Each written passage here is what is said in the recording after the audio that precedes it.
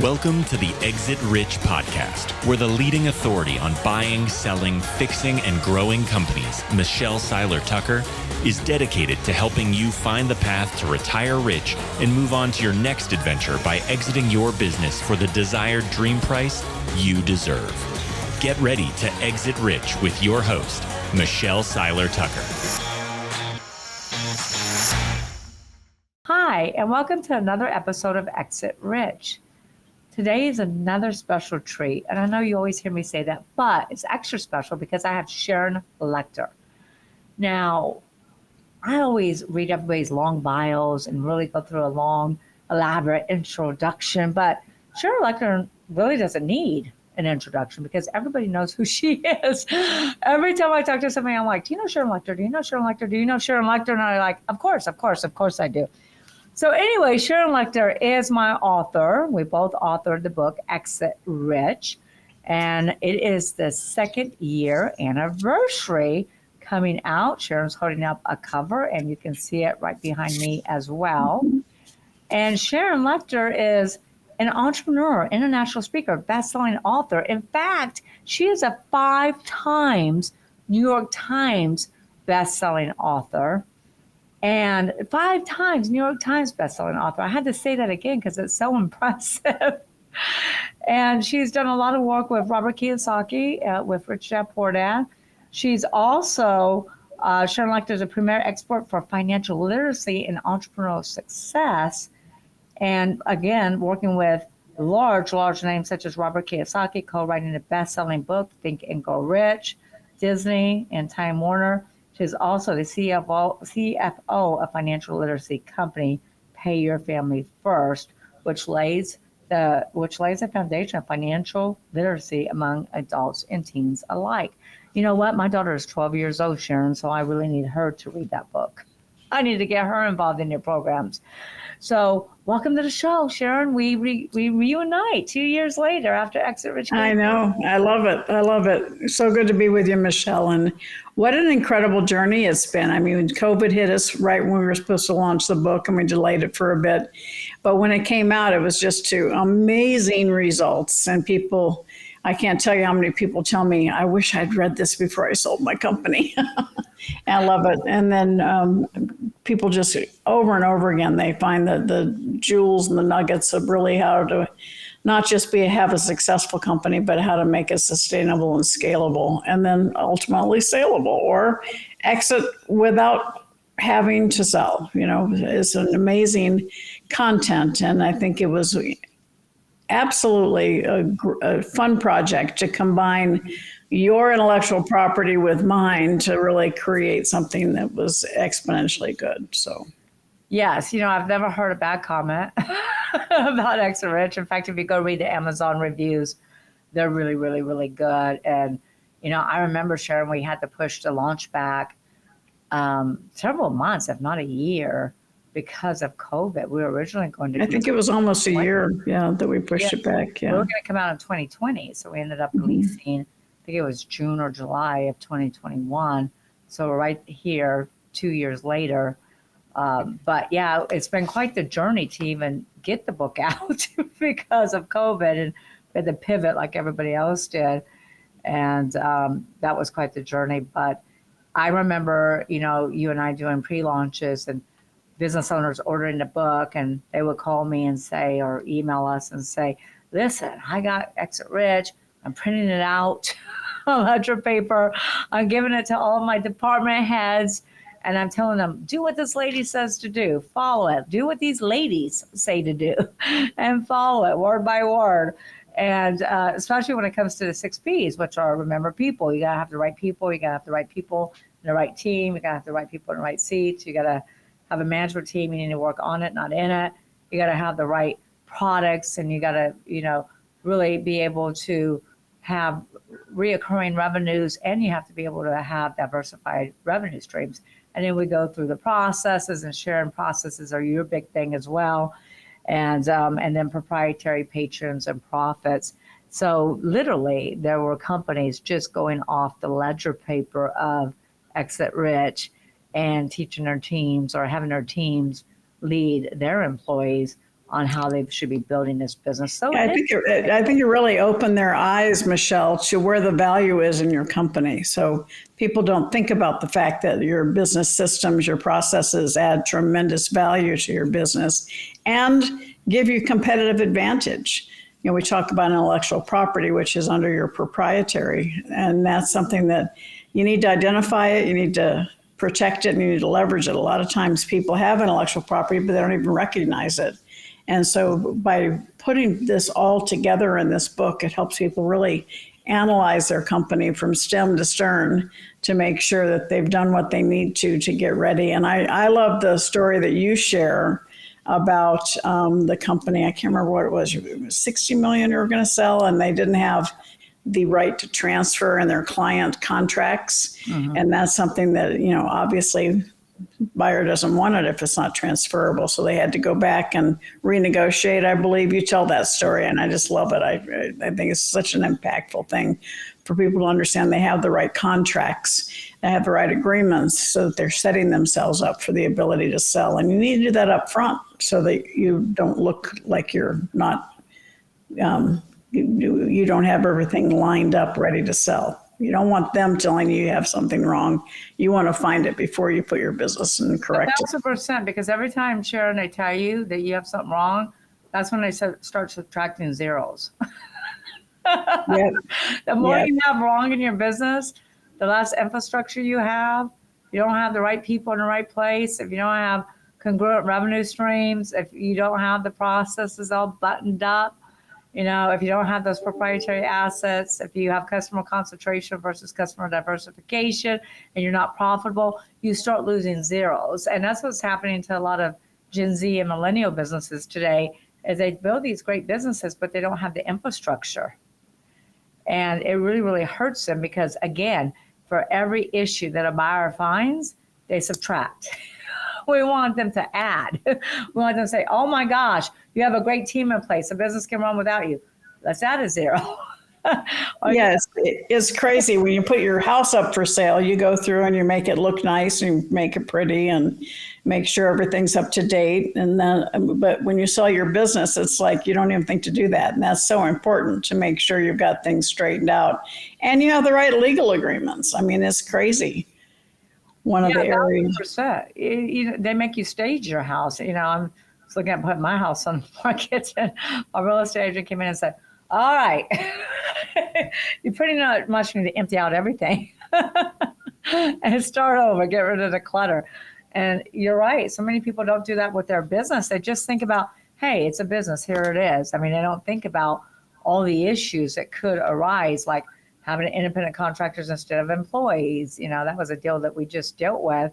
The manufacturing company has 60 should-be employees. They're all independent contractors working on the manufacturing floor and in the warehouse. What happens, Sharon, if that employee gets hurt, loses a limb, something catastrophic, and there's no workers' comp? They lose their business. Plus, we have to go back in and subtract all of that money because then we have to convert that employee over to W-2. So there's just so many nuances. Yeah, so, and along that line, a lot of companies, in fact, the vast majority, when you're talking about millennials and Gen Z, you know, they outsource everything. And so they hire somebody to do their website, they hire somebody to do their pictures, they hire somebody to do their social media, and they don't do a work for hire agreement. And so when they build this company really big and somebody comes up to buy it and they realize they don't really own what they think they own because they never got a work for hire agreement. And I see this over and over and over again.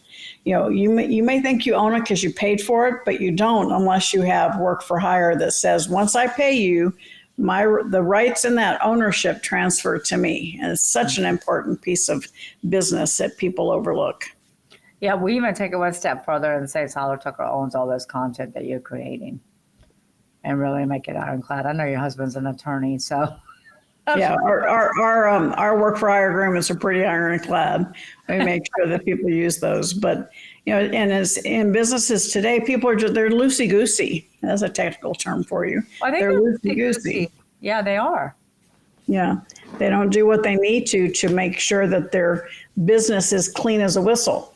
And then when a buyer comes in, exactly what you said, they start reducing zeros because, and if their people can find it, yours should kind of find it first so you can correct it. And that's the big issue. Another thing, when we talk about patrons, the P for patrons is a huge issue for millennials and Gen Z, and I'm sure you've come across this. In the world today, we're all about social media. So you may have millions of followers in social media, but you don't own those names. And many people have found out that sometimes they can turn them off on you. And so it's so important. Yeah, you want to have that lead generation, you want to have millions of names, but you want to nurture them and invite them to your database. Because a lot of companies sell simply for their database, and you want to make sure that people tell me that, I have 2 million followers on Instagram. I said, well, how many are in your database? 8,000. I go, okay. We have a little work to do. So it's really important for people to understand the full picture of all the 6 Ps. Yeah, because I always tell them, you don't got anything. Facebook has it. So what do you recommend there? Creating like a little lead funnel, or a lead funnel, like give away a chapter, give away a book, give away something to get that contact. Yeah, you just want to capture their emails. And so on social media, you can say, for 10 tips for me, it's like for 10 tips to improve your credit score, go here. And is there a link, and to get it, they put in their email, or for a free ebook, go here and claim it, or take this survey and offer a survey into social media, and that survey is housed on your website. So all of those things are ways to nurture them. Give them things. I always say give, sell, right? Give, ask. But every time you give something, it's an opportunity for you to have another connection point, because people don't want to do business with people unless they know, like, and trust you. So the more you give, the more value, the more they're going to elevate that level of trust. 1,000%. I think that's so important. I don't see too many people doing that on social media. So that's huge, because it is. I mean, your database is worth a lot of money, just like other proprietary assets. Well, we talk about like 40 years ago now, Michelle, I did the analysis that Fortune 500 companies were 85% bricks and mortar, 15% intangible assets. And that's more than flipped now. So over 90% intangible assets, and very, very little bricks and mortar. And so it's really, and that allows us to compete with the big boys because everything's intangible. But inherently with that, you also need to position yourself to protect those intangible assets, intellectual property, goodwill. And you can talk for hours about goodwill, because that's the gray area in your business where you need to pull it together and value it. And so it's really important as a business owner to identify your goodwill.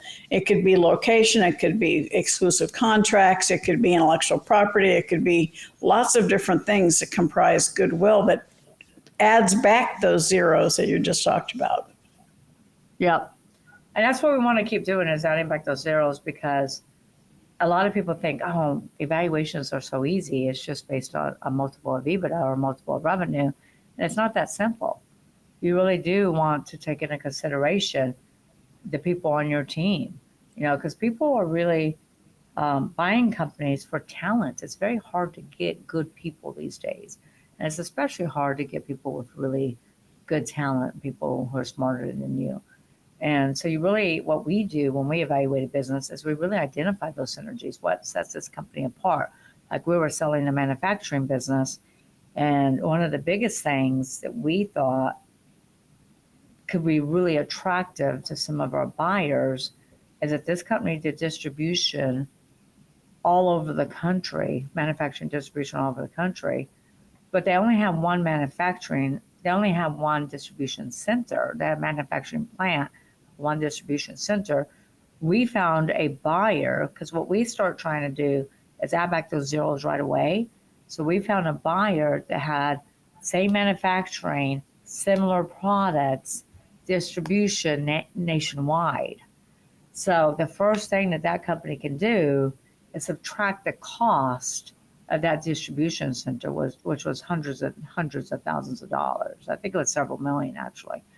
And so what we look for is if we find a strategic buyer, then that right buyer can go in and buy the company, but take advantage of economy of scales, but also see what they can cut because they already have it. Does that make sense? Yep. Yeah. Yep. So we also, And the same thing, and when you think about location, a company may be very successful in the Southwest, and they don't really want to put in the energy to do bricks and mortar, but they have a ready market in Florida. So you find a company there, and you do a strategic alliance, and you expand based on location. And in doing that, you have a whole new revenue stream. You have the ability to attract more buyers, and you become more attractive. For that, there might be a company in Florida who wants to enter the Southwest market. So, 1 + 1 is 11, not 2 when you have something like that, because you have the ability to exponentially increase your impact, your sales, your reach. yeah, 1,000%. So we have a few comments. Charlotte says, hello, ladies. Hello, Charlotte.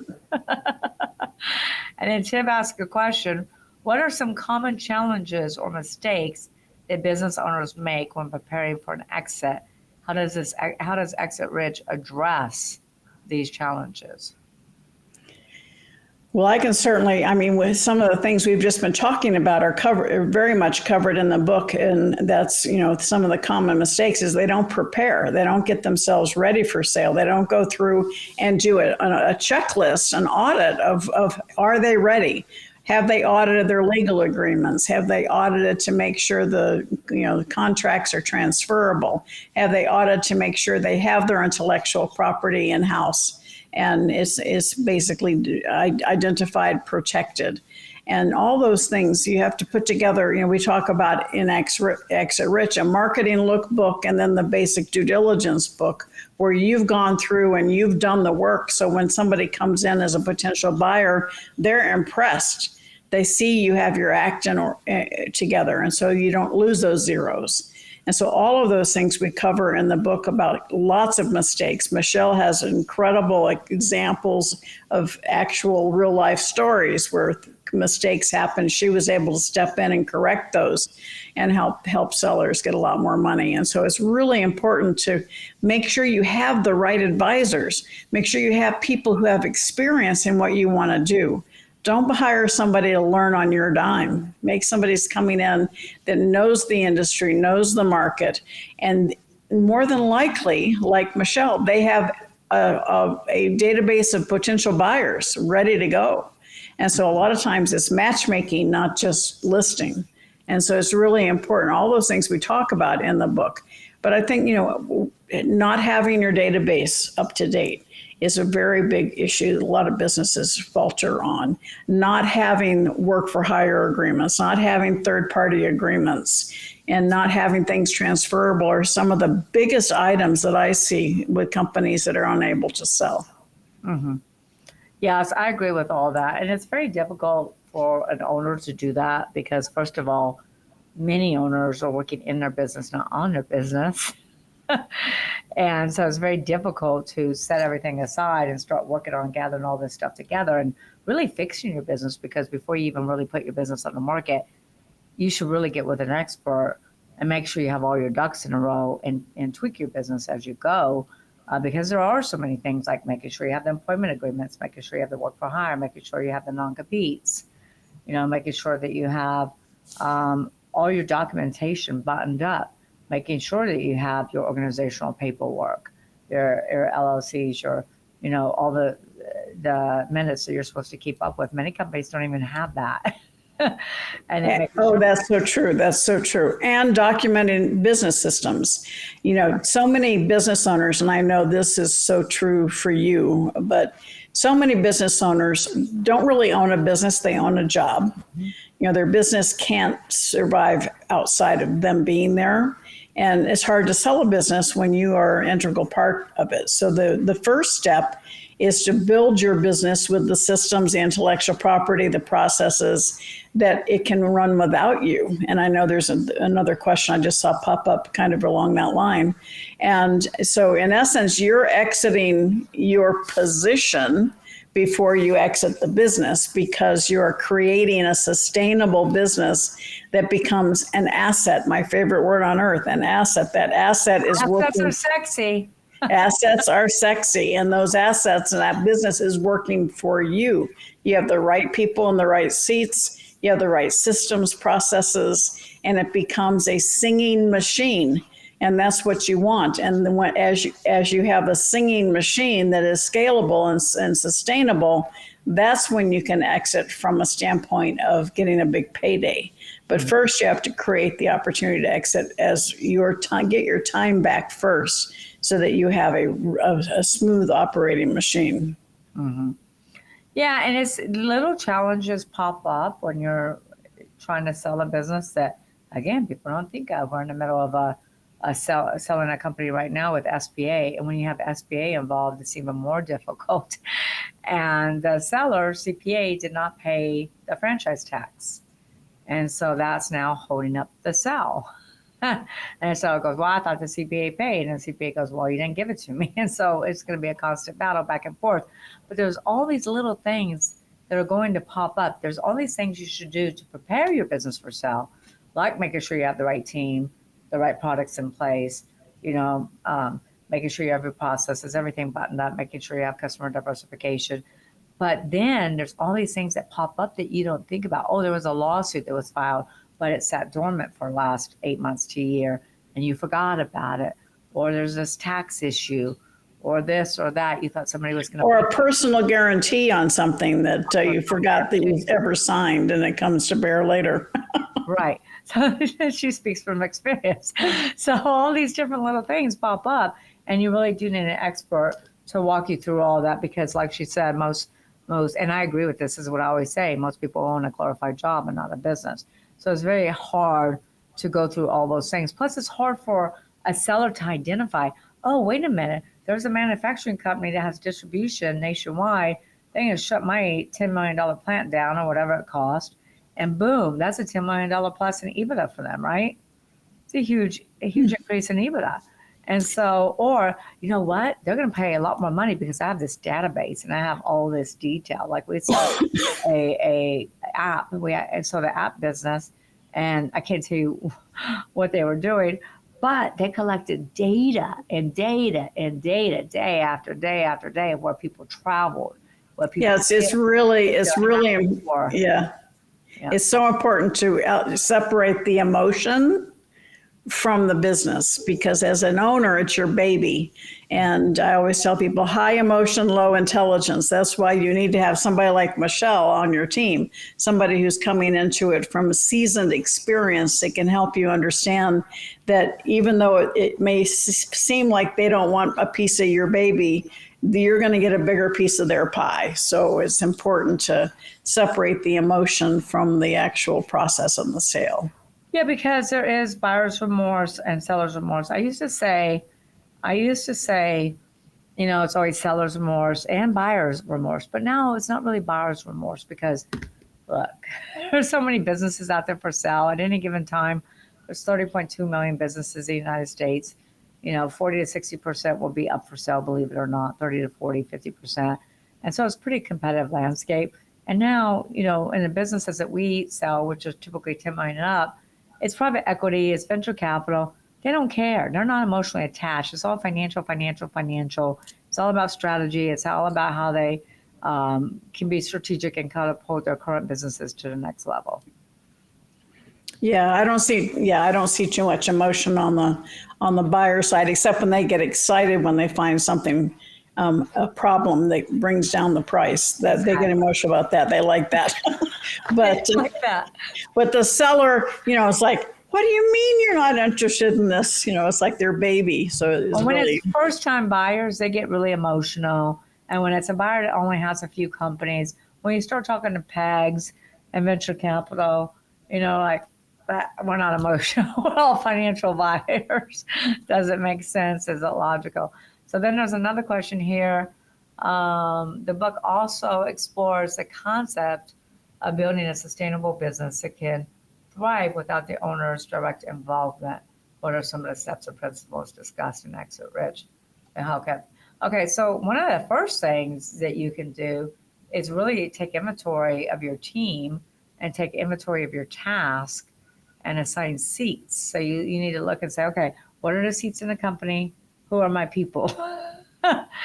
And make sure that you have the right people in the right seats. Because Sharon, I know that you've seen lots of organizations where they're trying to fit a square peg into a round hole and it just doesn't fit, but they don't want to take the time of retraining that person for another position or letting that person go.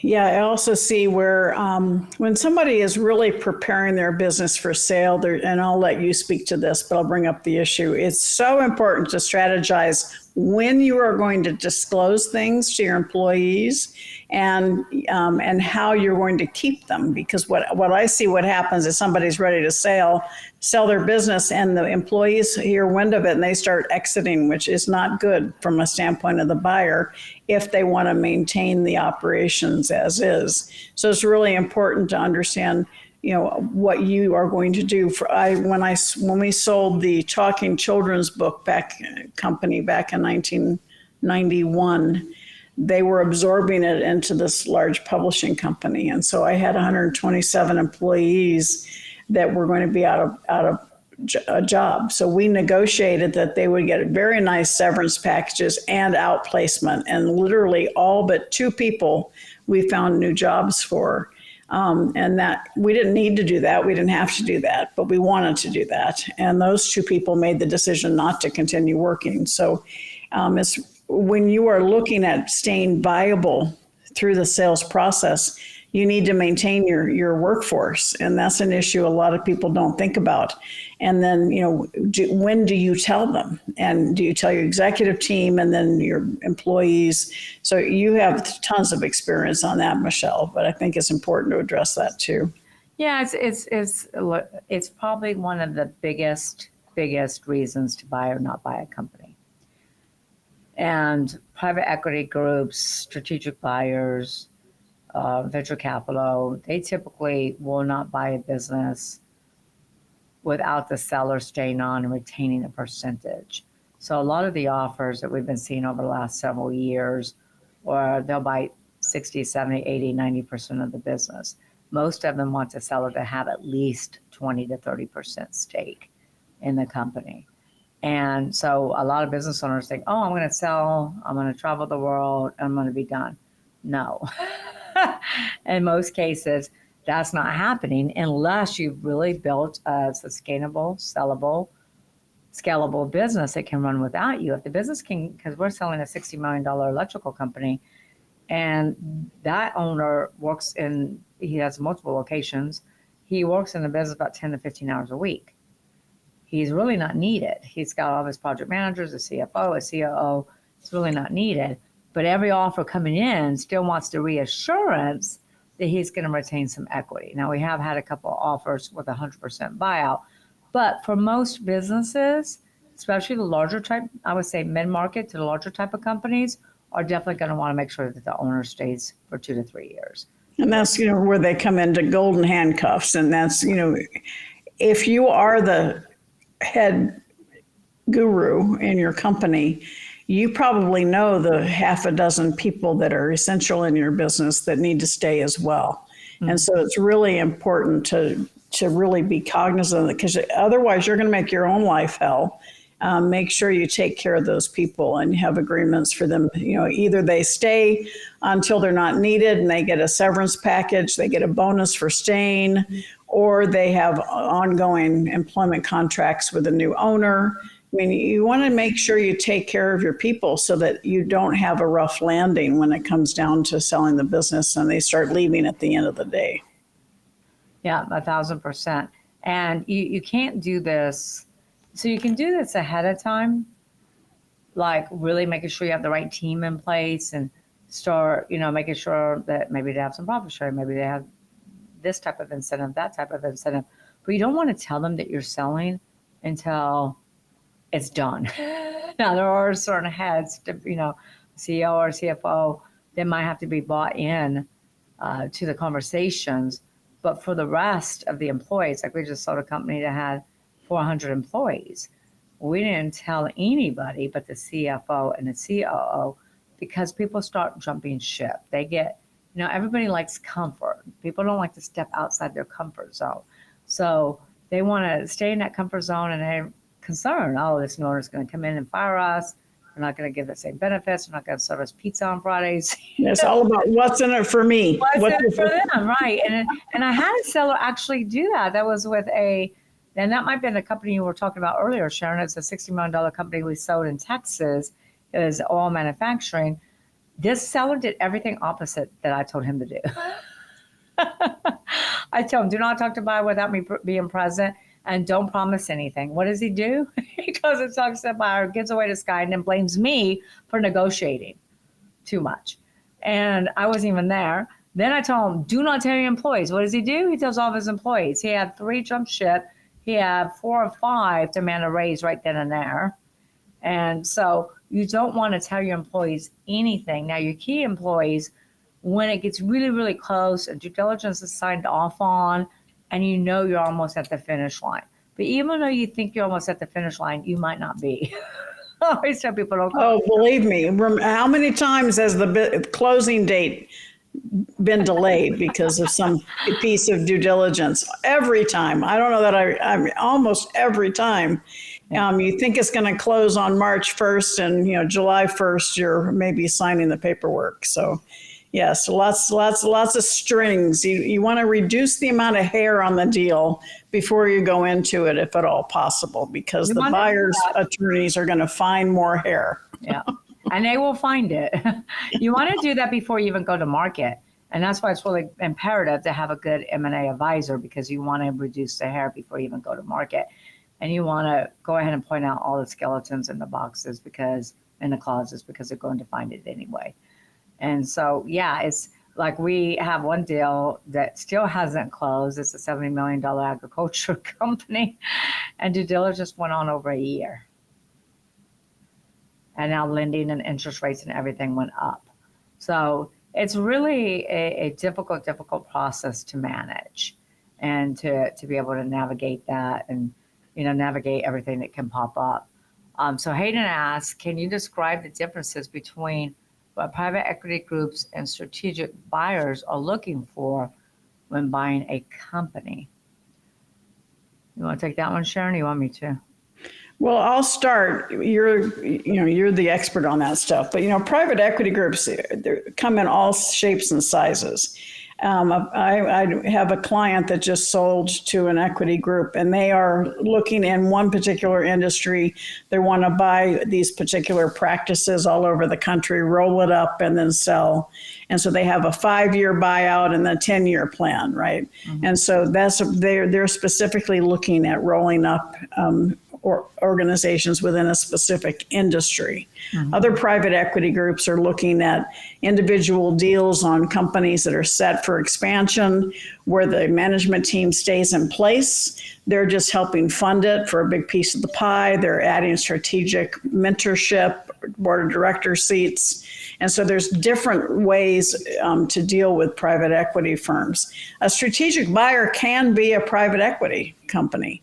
A strategic buyer could be a mom and pop business in Atlanta, Georgia, that wants to expand in Arizona so they can have a winter home here.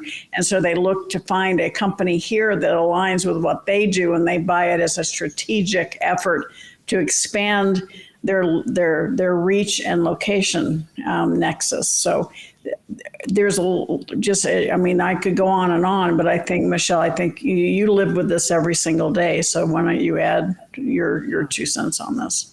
This is why we make a good team. So private equity groups buy based on platforms and add-ons, and they usually have a minimum of anywhere from 2 million to 5 million EBITDA requirement before they will even look at the business for a platform. So if you're in food manufacturing, if they're in food manufacturing, then they're going to look for add-ons. If they want to get into food manufacturing, they'll look for a platform. Add-ons, they'll look at that's under $1 million in EBITDA to add on. The problem is when they're looking at a platform, they don't really have anything, it's not really strategic. So they don't really have any synergistic, companies in there, unless like we're dealing with one right now that has electrical company and they're doing all solar panels. So they're looking at electrical company that's contract labor. So they have labor to put in those solar panels. Otherwise, most private equity groups looking at platforms don't really have that strategic edge where they're willing to pay more for those synergies. So therefore, it becomes a financial decision over a synergistic decision. Unlike strategics, because we can really point out, the opportunities and how it's going to explode their business and take it to the next level, and whether that's contracts. I think another company you might have been referring to, Sharon, is a oil manufacturing company. We've done a lot in the energy sector, but an oil manufacturing company we sold in Louisiana, they had a huge contract. And the thing about the company was difficult to sell because they had customer concentration versus customer diversification. And 40% of their revenues, it was 60%, 60% of their revenues was tied up in BP, British Petroleum. And so clients were buyers were nervous about that, and they're going to mitigate their risk. So they're going to ask for earnouts and seller financing and all this other stuff.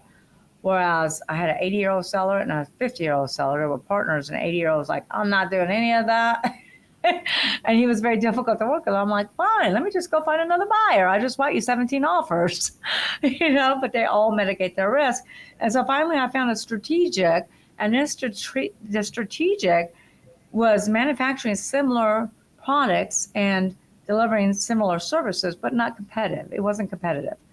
But this manufacturing company had been trying to get into British Petroleum for years, for decades, and could never get their foot in the door. So for a company like that, this company was worth a lot of money.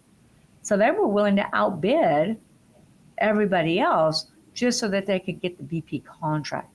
That's things that M&A advisors will look for, point out, and make sure that they find the right buyers. That's a perfect example of a strategic buyer. Yeah, that's a perfect example. Yeah, and so I prefer strategics versus private equities. Now, my private equity is listening. If you are, I still love y'all. But it becomes more about financials than it does about the strategy and how that business can really catapult them to the next level, if that makes sense. And so did we answer that question? I think we did. Mm-hmm. Yeah. Okay. I think also, a strategic buyer could be looking at both expansion and culture. Private equity is going to basically be looking at the numbers and the growth pattern. So. Yeah, if it's an add-on, they'll look at how it fits strategically. But I agree, it typically comes down to a financial buy. Does the numbers make sense, etc. As strategics looking at geographical, hey, I want to be in Texas. Hey, I want to be in Arizona. Hey, I want to be in Louisiana. Or you know what? If I bought that manufacturing facility, then I can add on to my manufacturing, and I don't have to have their distribution plant. So that already gives me, $5-10 million increase in EBITDA. So they look at things very differently. It's a financial buyer versus a strategic buyer. Usually a strategic buyer is always going to pay more. Yeah. Yeah, because they see not just what they're buying, but the impact it's going to have on what they already own, versus their business may be able to expand its distribution with its products in addition to buying sales for the company that and the products that they offer. So, right, it's an exponential benefit. Everyone keep their questions coming. I love questions. Keep your questions coming, comments coming. It is 2-year anniversary of Exit Rich, so I will send out a copy signed by me and forged Sharon's signature to anybody who has the best comments and best questions. You okay with me forging your signature? You have my permission to sign my name. In the book, that's it. Yeah, on the book. You do teach financial literacy. For these few people here. Remember, you do teach financial literacy, right? Now, not to get ripped off. Yeah, my husband would probably kill me right now, but that's all right. He's the IP attorney. So what type of feedback have you been getting from Exit Rich? I know that you've been speaking at really large events, bringing, you hit me with some of these big orders, which is Well, everybody that is watching and listening to this right now, I mean, this book has gone so many different places. I did a special program with Cardone Ventures on Exit Rich, so that it would add, to value to their clients.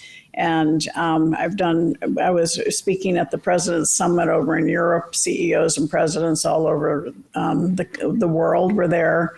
And I've been speaking to women presidents organization groups as well on Exit Rich. So it really is such an incredible gift. I've been into 5 different cities with the EO Entrepreneurs Organization, and I know you have too, Michelle.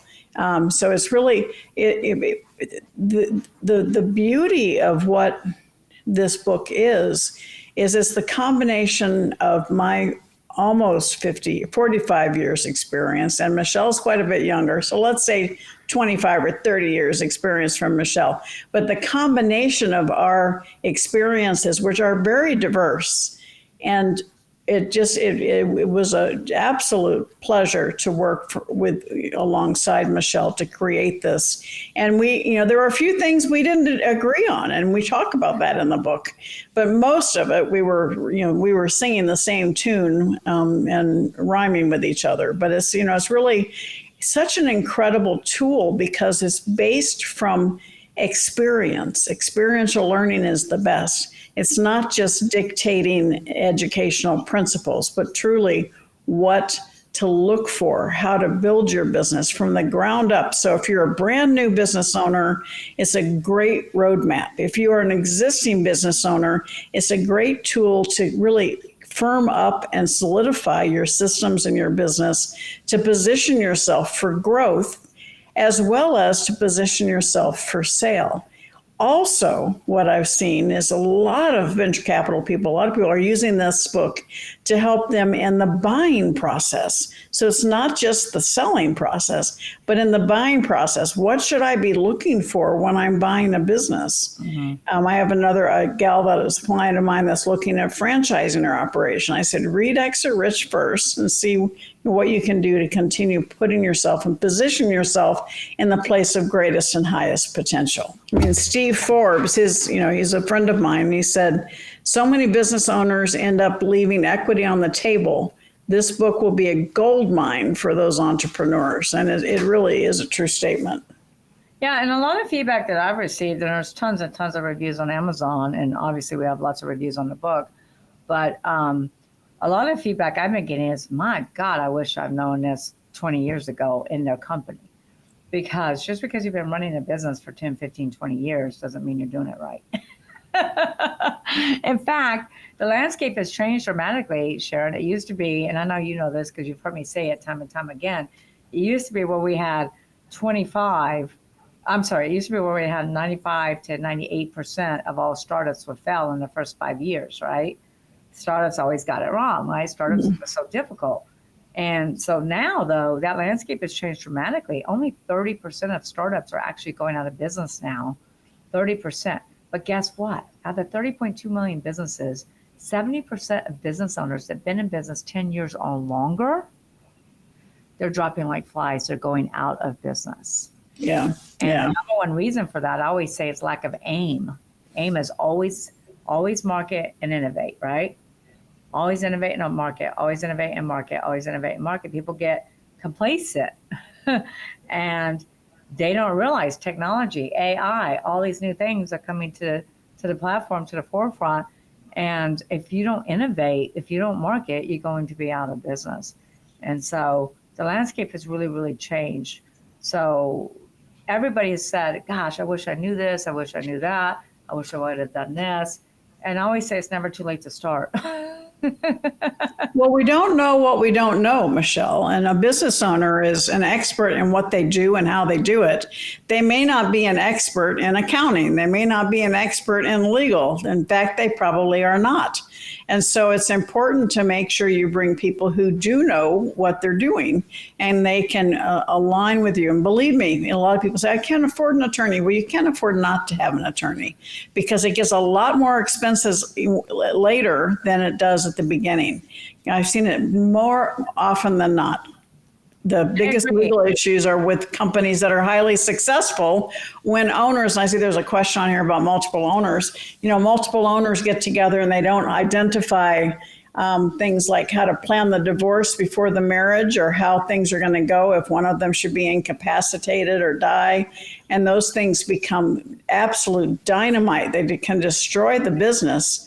And so it's better to talk about those things at the beginning and set up we love each other, brightness of future, plan it when you're all very excited about the future and say, well, one of us is older than the other. Maybe, in 3 years, somebody wants to leave. How are we going to process that? Are we going to get 2 different valuations? Are we going to look at how we can do that? Is it going to be a 1-year payout, a 5-year payout? Do the work up front while you still are excited about the future, because what happens is when the horrible event happens, it becomes very stressful, high emotion, a lot of drama, a lot of anger, a lot of hurt, a lot of sorrow. I see it time and time again. Best friends end up mortal enemies because they did not address that stuff up front. Yes, because everybody goes in happily ever after, and it doesn't always end that way. And I'm going through that right now, Sharon. You and I talked a little bit about this before the podcast. I've unfortunately, unexpectedly lost my husband, 7 months ago. And I'm going through this with an estate sale. My husband was a brilliant business mind. He's a doctor, but he's a brilliant business mind as well. And they didn't really write their buy-sell agreement correctly, even though they had a life insurance policy. They did not write their buy-sell agreement properly. They didn't cross the T's, dot the I's. They did update it when they added locations. So it is now a hot mess for me. And I'm in the industry. and if I could go back, hindsight, and say, listen, hubby, let me see that buy-sell agreement. Well, our husbands are usually the last ones to listen to us. So, so anyway, it's so important. And Hayden just asked, how is the sales process different if the business has multiple owners? Are there any particular things to look out for when selling your company? And that's, I think, what we just answered, because I think it's so important. I see it happen. It's a nightmare, actually, because, and I'll expound a little bit on that, Sharon. It's a nightmare. I mean, I had a business we were selling that had 9 family members, 9, and they didn't get along, and they wouldn't agree to anything. And I won't take a company on like that anymore, unless I can agree up front, unless I can all be on the same page, because I put so much work into it, never ended up selling it because they would never agree on anything. So it does become very difficult. You got to want to make sure that the partners are in line, that they both want to sell. You become a counselor as opposed to a broker. Well, selling a company, we're psychiatrist, counselor, mom, dad. I mean, we're really everything, CPA, attorney. And it is important to have those resources for sure. I mean, because when somebody hires Seiler Tucker, they don't just get Seiler Tucker. They get the M&A firms that we've been dealing with for over 23 years. They get the accounting firms that we've been dealing with for over 23 years. They get the DST, the First Sales Trust, resources, et cetera, because you have to have a team to sell your company. And then Pike says, what is your favorite piece of advice from Exit Rich and why? Read it. What would you say on that one, Sharon? There's so much advice, so much favorite pieces. It's like asking me, who's my favorite child. There's so many elements, and some people say, well, I can tell you who my favorite kid is, but no, I think it's really, there's so much content in the book. I think the favorite piece of advice is the fact that we wrote it, basically, because it really does. My mentoring clients pay me $50,000 to $100,000 a year to work with them and apply the principles of Exit Rich. My husband and I have an online course called Success, Essential Components of a Successful Business that's set thousands of dollars. This book is $27 or whatever the price is, and it has thousands, if not millions of dollars of advice in it. So the fact that it exists is my favorite issue, because I'm glad that we were able to get together and create it. So that's would be my answer. I'm glad too, and I'm grateful, because I remember when David Corbin, our very good friend, said, "Oh, I think Sharon Lechter would be a great co-author." And I'm like, "Oh my gosh, what she's a New York Times bestselling author on 5 books. What if she doesn't like it? What if she doesn't like my writing style? What if she doesn't like my content?" He's like, "Just shut up already, Michelle." And she came back and said she likes it. So I was grateful for that. Thank you, Sharon. Absolutely. And so, yeah, I think it's just reading it. I mean, we too have a coaching program called The Road to Exit Rich that really works for business owners a year to 2-3 years before they're getting ready to sell their business. Because a lot of business owners think, look, I got a great business. I got a wonderful business. It's awesome. There's nothing wrong with it. Let's just put it on the market and get it sold. Well, that's not reality. There's so many missing things in companies, so many things that have to be tweaked, so many things that have to be fixed, overhauled. Like I said, that company has 60 independent contractors. That's a nightmare. And so there's so many little things that you really have to figure out now, because it's not just, you might decide you want to keep the business. A lot of times the reason you want to sell it is because it's so bad. So it's really going through the Exit Rich coaching or Sharon's coaching or any of our programs to figure out, what are the issues and why do you not have a business that can run without you versus a job that needs you? Yep. Matt says, how do you approach, this is up your alley, Sharon. How do you approach investing, and what advice do you have for people who are just starting out? Thanks for the question, Matt. And yes, when you Exit Rich is a great tool to use in evaluating companies that you want to invest in, because you can really analyze, have they checked all 6 P's? Do they really focus on that? And when you're talking about investing, I talk about diversification across all asset classes: paper assets, stocks, bonds, and mutual funds, real estate, intellectual property, businesses. Those are all assets. And so you want to diversify across all asset categories. But I know we only have a few minutes left on this. So I'm happy for you to reach out to SharonLechter.com. There's information there about other programs that can give you more specific advice on investing. I have a real estate investing course online, as well as the essential components of a successful business, as well as 3 Feet from Gold with Greg Reed and Think and Grow Rich for Women, all of which address investing. So thank you for the question. Yeah, and make sure you go to her site. So that's why I said this one's for you. And remember, she did write Rich Dad Poor Dad. Yeah. And Rich Dad's Guide to Investing, which kind of covers that stuff too. So Tiff says, looking ahead, what trends of development do you foresee? Remember, I can't see, Sharon. Do you foresee in the business landscape that entrepreneurs should be aware of? I know you already touched on social media a little bit, but is there anything else that you see? Yeah, that's a great question, Tiff, and I'll address that one with a really hot topic. Okay, and I'm going to go against the grain here. AI? AI is here to stay. AI is very important. It's here to stay, but be very, very careful. There's lots of litigation going on right now. If you use your free AI tool and you say, I'm going to write a book on exiting rich, all right, is going to generate something for you, and you slap your name on it. Is it truly yours? No, and do you know where the AI sourced all that stuff, right? So I tell people right now, from a standpoint of me, use AI as a research tool, but then put it in your own words or change it up a little bit so that and make sure that if there's a mention of a resource, that is actually true, because there's been a lot of misinformation starting to spread through AI. So that's one of the biggest trends in businesses. And the jury's still out. There's so many cases right now related to the intellectual property. And Mike and I are kind of the intellectual property king and queen. So, we've got big caution signs up when it comes to use it, but make sure you identify it as yours. Yeah, because they say AI lies. It And does. then It it's does. going It in. does. And you don't know where it's sourcing that information. Somebody, posts something out on the internet that's totally garbage. Well, the AI doesn't know that it's garbage. It's picking it up along with everything else. So And it's it can really even pick up important. stuff from our book too. I tell people, the first step is you generate something through AI, then find a platform that is a plagiarism software. And first step, run it through that to make sure that whatever AI is giving you doesn't belong to somebody else.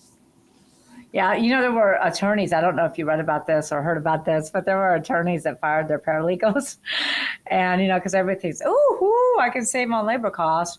And that's going to happen, obviously, in the future. But I don't think it's there yet. But attorneys were doing their own briefs and stuff. Anyway, they were going in court, and it was all wrong. And the judge is like, listen, you cannot use AI in court. You haven't read it. You haven't done this. You haven't done that. And so it's funny. They're getting kicked out. I've heard medical doctors are having some similar issues too. So AI lies. It's going to get better and better and better, but it's just caution right now on using AI, right? And so then Jacob asked, what was it like working together? What was it like working together with Michelle on Exit Rich? Do you find it easier to collaborate on writing, or is it easier to collaborate on a sell? Well, that's an interesting question. Michelle and I have not collaborated on a sale, only writing, and it was an absolute pleasure.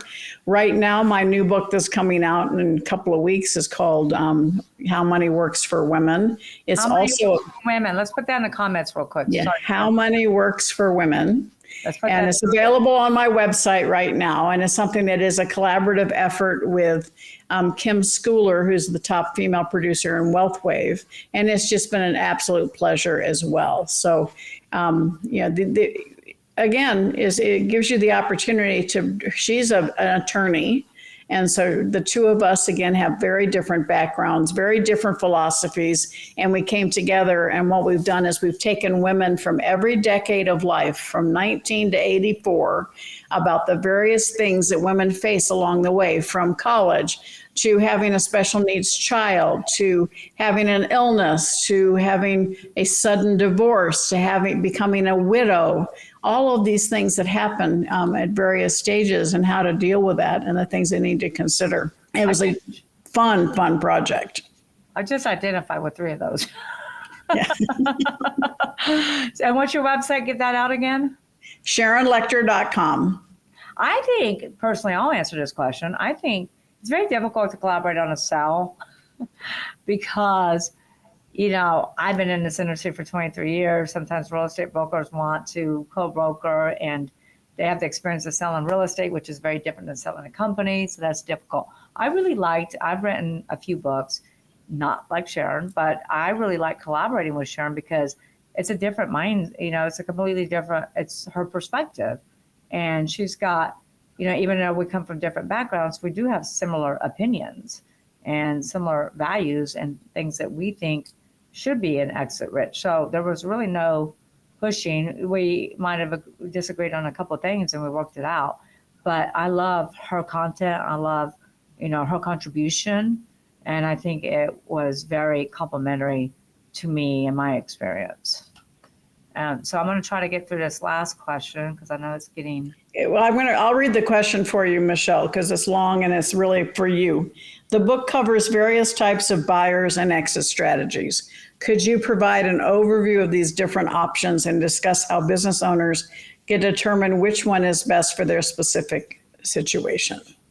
Sure. So yes, I always say there's 5 types of buyers. We talked about 2 of them. We talked about private equity groups and we talked about strategics. Private equity groups are going to buy based on platform or add-ons. Strategics are going to buy very congruent, similar companies that will help their business, whether that's by adding proprietary patents, contracts, adding talent to their team, adding additional revenue streams, adding a geographical area that they've been trying to get into, etc. And then you have first-time buyers that typically buy smaller businesses, usually under $5 million. They're very nervous. There's a whole section in Exit Rich that talks about the different types of buyers. And then towards the end, where you're talking about negotiations and valuations, there's different negotiating points for each buyer. So first-time buyers are going to negotiate, and what's important to them are very different things than what's important to a private equity group. What's important to a turnaround specialist is very different than what's important to a strategic. So there's first-time buyers, turnaround specialists, private equity groups, strategic. Am I missing one of my buyers? You got the first-time buyers, turnaround specialists, private equity groups, strategic. You got the strategic buyer. Oh, you got the financial buyer, I believe. Well, read the entire book, but for negotiating points, certainly go to the end where it talks about negotiations and those 5 different types of buyers. And understand that they're all looking for different things. When we sold the Talking Book Company, we were looking at, because it was electronic, so it had electronics back in the late 80s. And so toy companies were coming to us. They wanted to buy these talking books from a toy perspective. And I literally went through due diligence with the 5 top toy companies. And then this little silent company came in that was a huge publisher of books, including children's books. And the publisher came in and said, this is a way for them to establish and use their resources in publishing, but add this new facet of a digital and electronic component. And so the toy companies were looking at this as, as basically an add-on to their ongoing business. But the publishing saw this is an opportunity for them to step into a whole new industry. And they, by far, were the best company that we ended up, and we'd already been down the road with all these toy companies. And then this little turtle comes up and says, oh, don't say yes yet. Listen to our deal. So, you just want to make sure you make yourself available to the potential buyers that will work for you in the best way. Yeah, and just answering that second part, how can business owners determine which one is best for them? Well, that's very hard for a business owner sometimes because, like Sharon just she thought it was all toy companies, right? Sometimes it's very hard for an owner to like, oh, this is my buyer, this is my buyer. I have owners call me all the time and say, Michelle, will you charge me half your commission or charge me a lot less because I have the buyer? And I'm like, okay, you say you have the buyer, but the likelihood of that buyer closing is slim to none. Besides, you don't want to put all your eggs in one basket because how can you create a bidding war? In all likelihood that this buyer actually closes on your business is slim to none. So you want multiple buyers coming because you want to create that bidding war. Plus, even though you say you have the buyers, we're going to go out there and find really strategic buyers like we did in the case of that oil company. And by the way, that oil company paid 160% more than what the business was evaluated for. So you really need an expert to help you determine who the buyers are going to be, because again, it's going to. And that comes from that goodwill component, right? I mean, they wanted that strategic relationship with BP, so they were willing to pay a huge amount of intangible value to them that wasn't necessarily a value to someone else. Right. So it depends on what you have to. So what we do is we create the value. Not all M&A advisors are alike. So you really want to find one that creates the value and creates the value in the SIM, the marketing material that they send out. We strategically look for that right buyer fit before we start sending out that marketing material. But you want to make sure that someone's creating the value for you, because you're not going to always know the value in your company. What you think is the value is not always what the value is. And so you want somebody that's going to showcase that, highlight that, find the buyers. Like I found the buyer that said, hey, they got distribution centers nationwide. This is perfect because it will increase their EBITDA. And you got to find out one thing, like Sharon just said, that they're willing to pay top dollar for.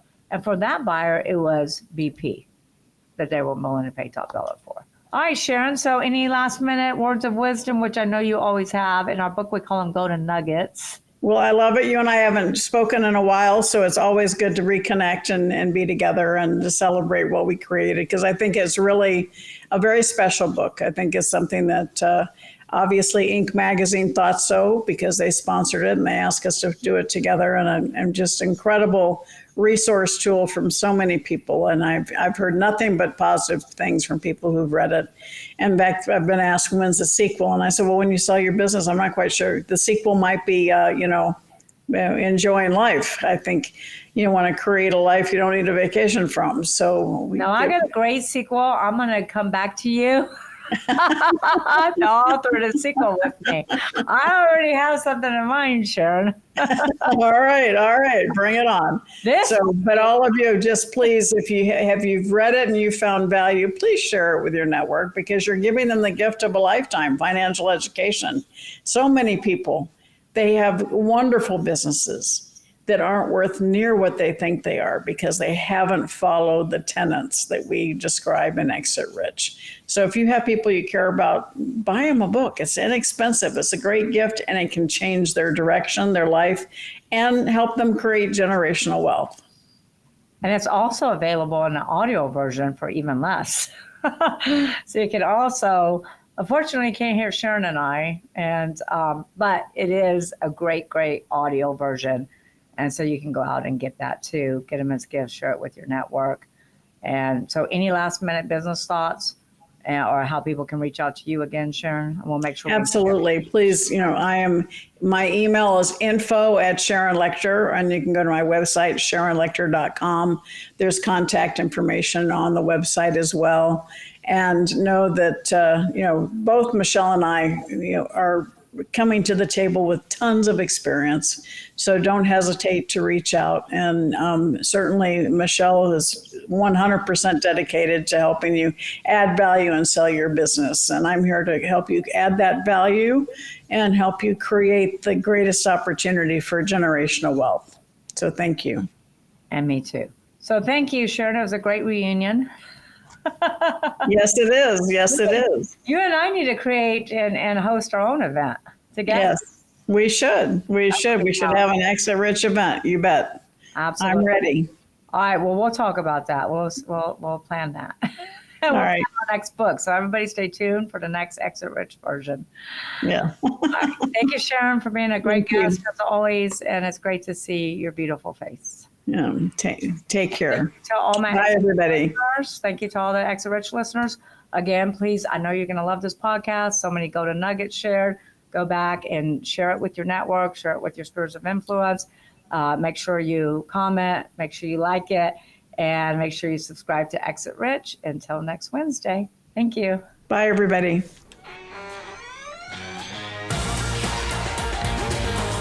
Thanks for listening to the Exit Rich podcast. Don't forget to check out Michelle Seiler Tucker's Build to Sell Blueprint books and Exit Rich, along with more blogs, videos, and resources at exitrichpodcast.com. Be sure to connect with Michelle on Facebook or LinkedIn and stay tuned for her next episode by subscribing in your favorite podcast player.